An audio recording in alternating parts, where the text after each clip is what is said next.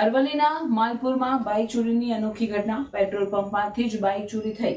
અરવલ્લી પંથકમાં દિવસે ને દિવસે ચોરો બેફામ. પોલીસે સીસીટીવીના આધારે તપાસ હાથ ધરી. અરવલ્લીના માલપુરમાં ચોરીની ઘટનામાં વધારો થઈ રહ્યો છે, જે પોલીસ માટે પડકારરૂપ બની છે. તાજેતરમાં માલપુરના પેટ્રોલ પંપ પર પાર્ક કરેલી બાઇકની ચોરીનો બનાવ સામે આવ્યો હતો, જે અંગેના સીસીટીવી પણ જાહેર થયા હતા. ઘટના મુજબ માલપુરના અંબાવા ગામના એક વ્યક્તિ પોતાની બાઇક પેટ્રોલ પંપ પર પાર્ક કરી અને બજારમાં કામકાજ અર્થે ગયા હતા.